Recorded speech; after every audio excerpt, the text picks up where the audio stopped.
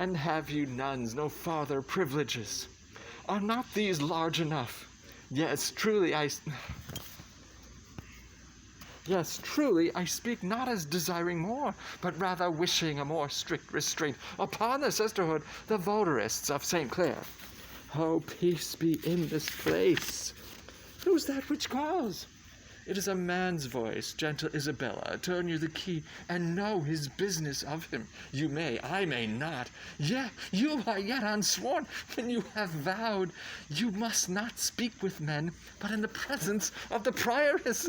Then if you speak, you must not show your face. Or if you show your face, you must not speak. He calls again. I pray you answer him. Peace and prosperity. Who is it that calls? Hail, virgin, if you be, as those cheek roses proclaim you are no less. Can you so steed me as bring me to the sight of Isabella, a novice of this place, and the fair sister to unhappy brother Claudio?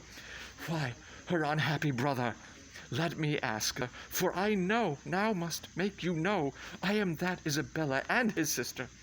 Gentle and fair, your brother kindly greets you, not to be weary with you. He's in prison. Woe me, for what? For that which if myself might be his judge, he should receive his punishment in thanks.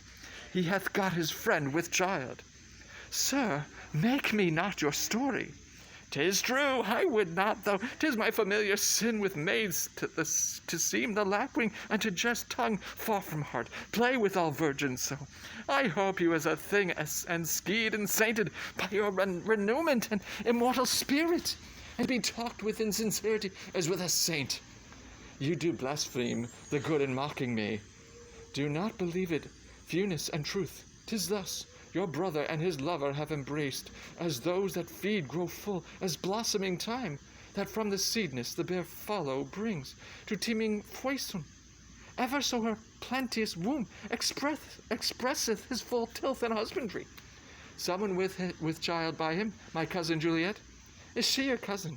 Adoptedly, as schoolmates change their names by vain, though apt affection. She it is. Oh, let him marry her. This is the point. The Duke is very strangely gone from hence, bore many gentlemen, myself being one, in hand and hope of action. But we do learn, by those that know the very nerves of state, his givings out were of an infinite distance from his true meant design.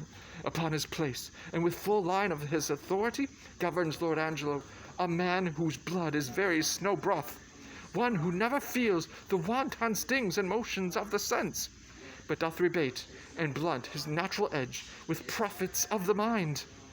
Studying fast, he, to give fear to use and liberty, which have for long run by the hideous laws, mice by lions, hath picked out an act, under whose heavy sense your brother's life falls into forfeit. He arrests him on it, and follows close the rigor of the statute, to make him an example.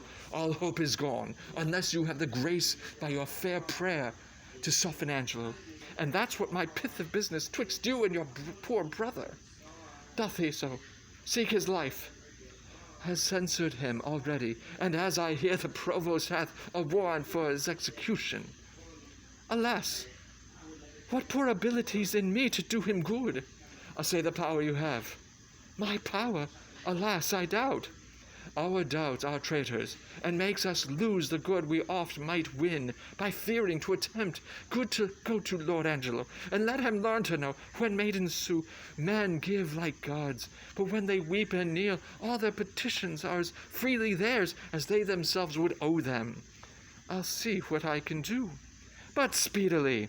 I will about it straight, no longer staying, but to give the mother notice of my affair. I humbly thank you. Commend me to my brother. Soon at night I'll send him certain word of my success. I take leave of you. Good sir, adieu.